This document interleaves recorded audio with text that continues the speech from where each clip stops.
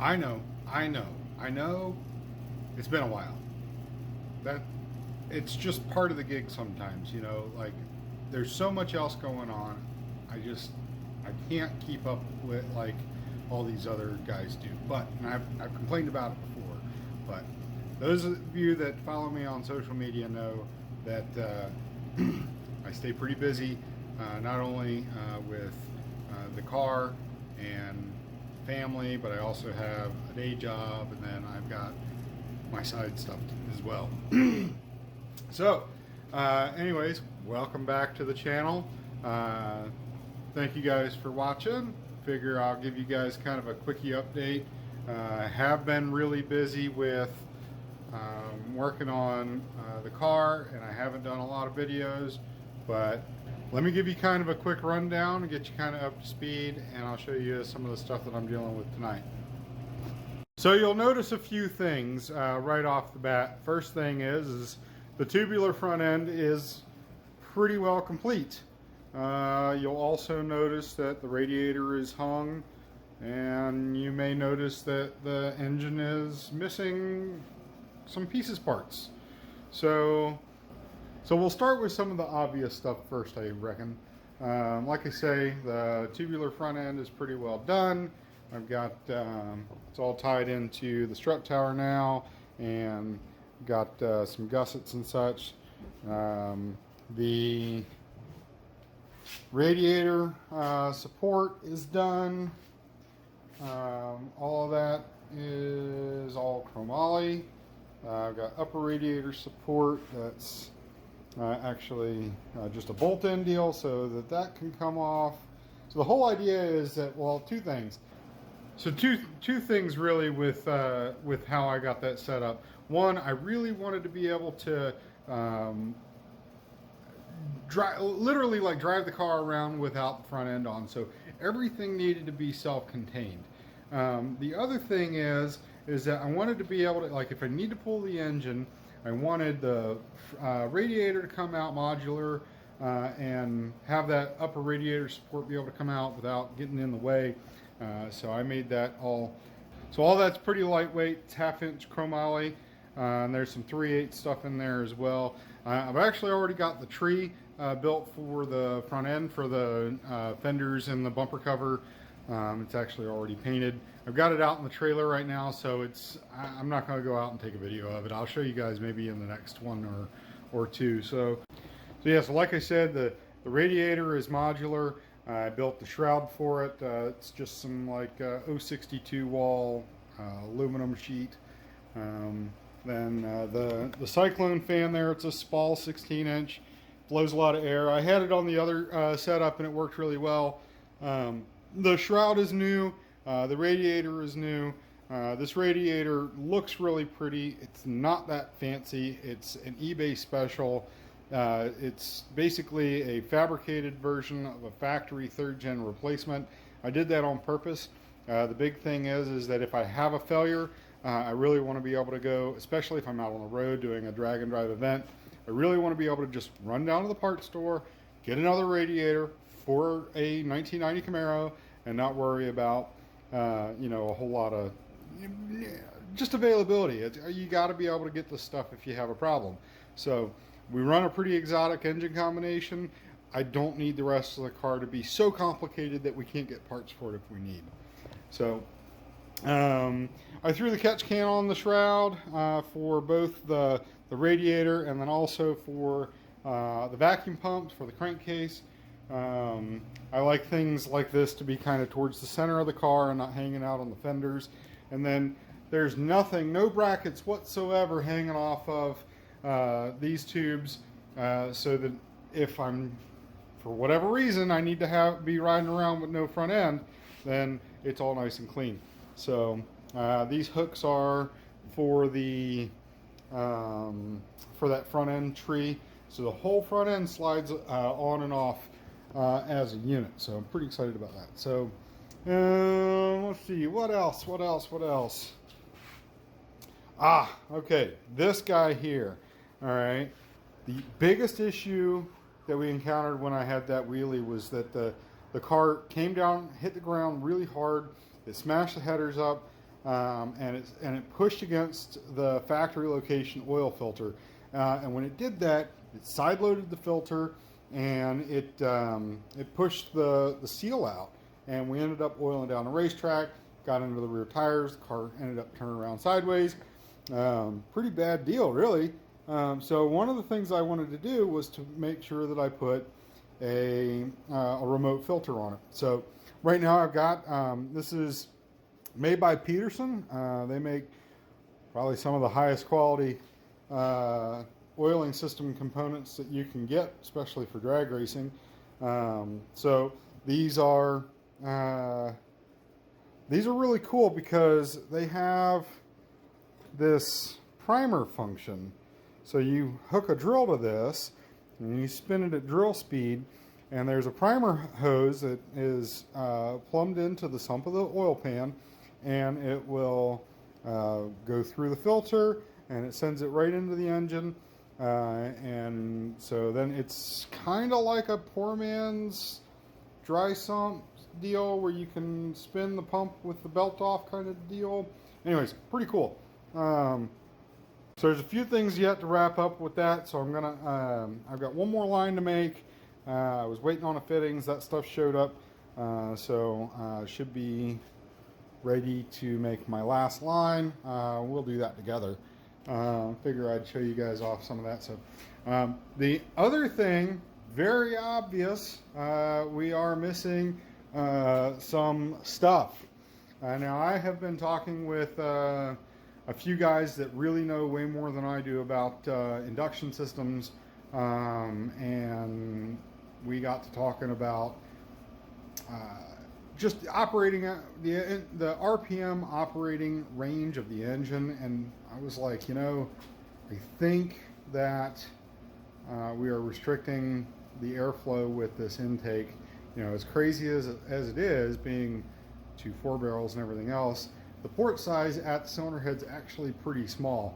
So when you lay the gasket over top of it, I mean, we're talking probably close to 3/16 of an inch worth of material there. So the intake manifold is down at the porters, getting ported out. So really, that's like the one thing that's always kind of, like, I've never had that done. I've never had a ported intake manifold before. I've always just grabbed them out of the box, and kind of is what it is. You know, like, I mean, the last intake manifold was actually pretty good. It was a CID single plane 4500 platinum, 4500 flange deal with that Pro Systems carburetor, and it worked really well. I just, you know, when I went to the high ram, I got excited about having the 4 barrels, you know, the 2 throttle bodies and the tunnel ram, and it's sticking out of the hood and everything else. And while most of the stuff that I do is kind of function over form, I got really excited about that. And when I put that on there, I'm pretty sure we killed some horsepower. So, but anyway, so the intake's down at the porter, getting that taken care of. So, let's see, what else have we done? Yeah, sorry guys, I know I kind of took off without you on this. I meant to have more updates, but golly, I'm just not that good at YouTube, I guess. So, yeah. You know, I was talking about making sure that we could get service parts for this pretty easily.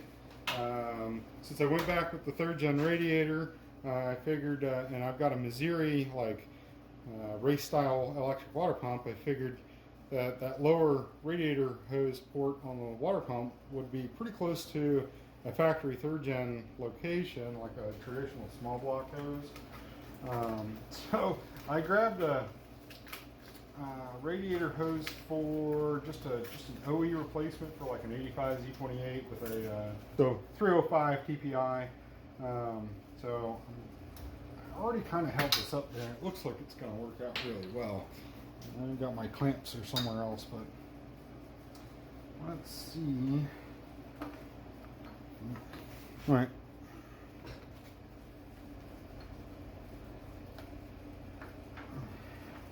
Yeah. I had to spit in it. Oh, it's pretty close. It seems like it's gonna go, but it seems slightly stretched.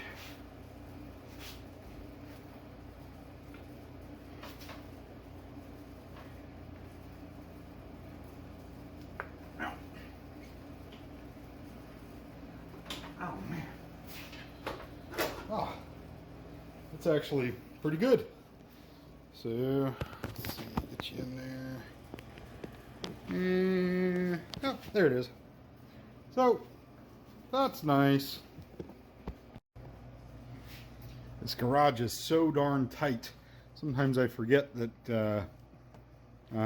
just how tight it is to get in and out of stuff. Anyways, so I got the dashes updated some. I put the holly, I put it in the dash instead of, oh, let me get this out of the way. I didn't realize framing. All right. And one of these dome light.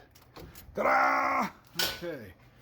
So, yeah, so I put the holly dash in the dash. I got rid of the mechanical brake pressure gauge. I've got a transducer so that I can do that on the holly dash. I got rid of the big tack and went to a digital readout with the brightest shift light I have ever seen. So, and then, yeah, I think that's really kind of it. I updated the window net. There's nothing really to show there.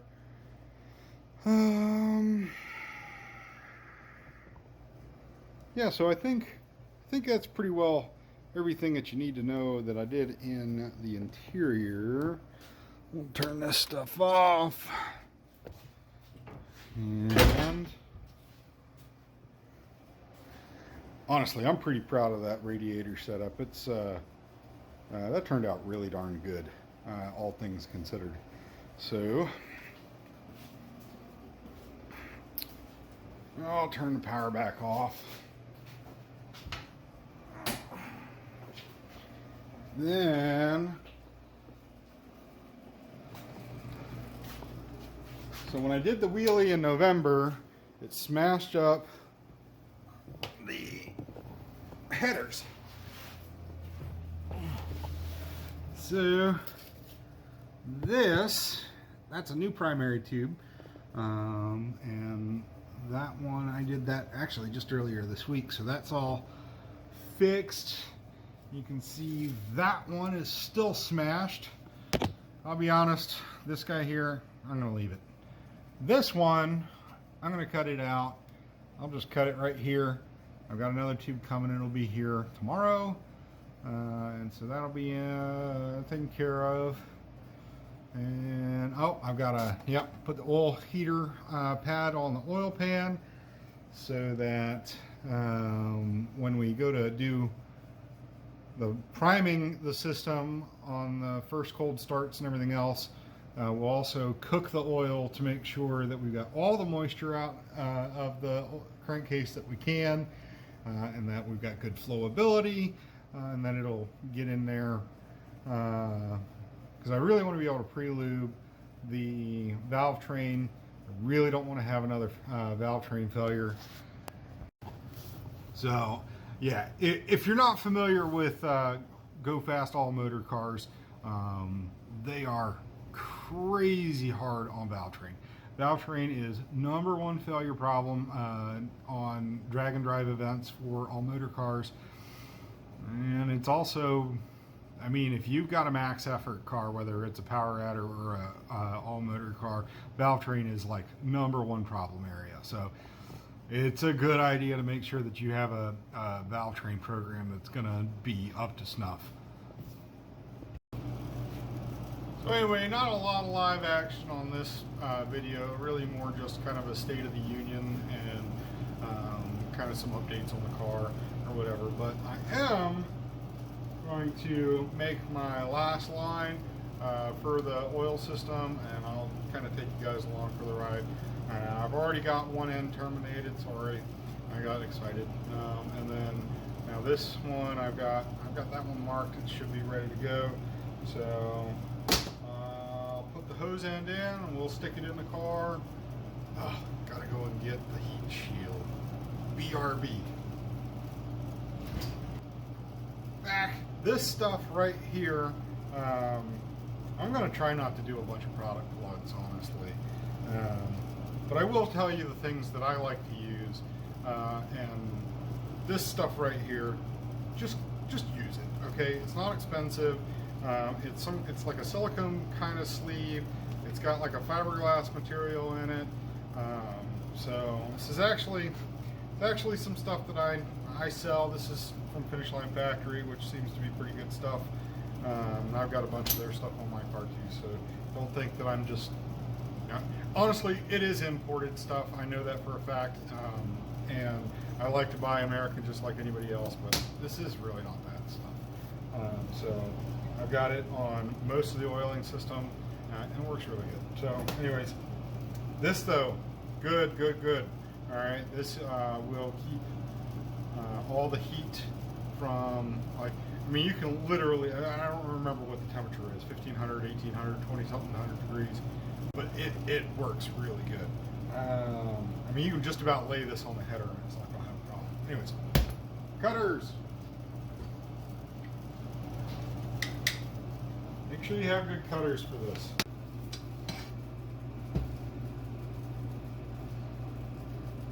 Good cutters make or break your ability to do this kind of stuff. These are from Summit. They're marketed by a company called Vibrant, which is, I think, a Canadian company. So, anyways, straighten your hose out because it gets squished.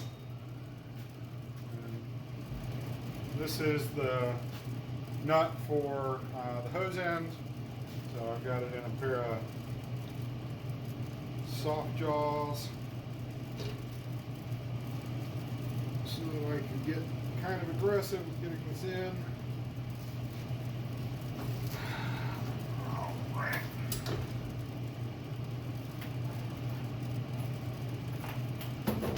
Yep. And that's really all the more effort that you need. And that part of the hose end, make sure you lube her up with something. Doesn't really matter what it is. You know what this is? This is pneumatic tool oil from Harbor Freight. That's what this is. Works great. It's cheap. And it's got a little squirty thing. So then, you know, like, and look, I mean, everything just goes right together. So, gotta have some lube. I'm sure there's a joke in there somewhere.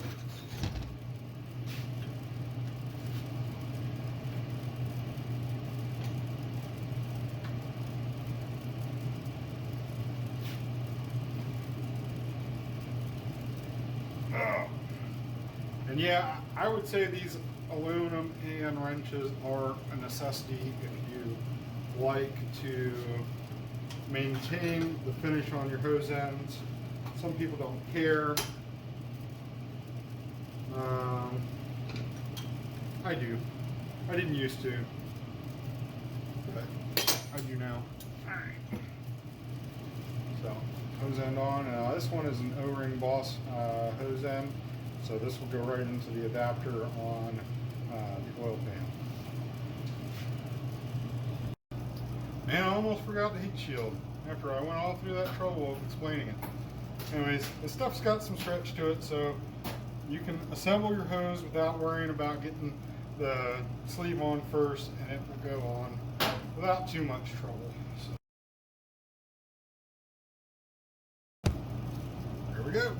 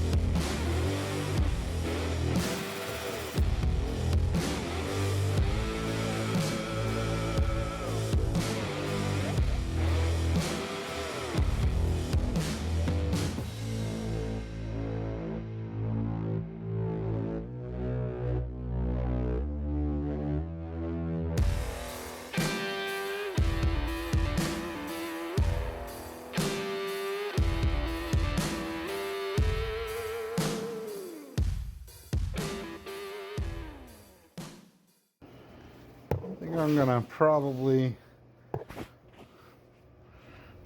zip tie those together so they're secured. Make sure that nothing ends up being a snag point, although, yeah, make sure nothing ends up being a snag point. So I think that's going to be it for this installment of updates. I know I only did a little bit of work, but I got, kids are getting ready for bed, so I need to go in there and help out or whatever. So, but I hope the update was interesting. At any rate, I'm gonna get back into this a few times this weekend. I'm hoping I'll try and update you a bit as that progresses as well. So get that other header tube fixed.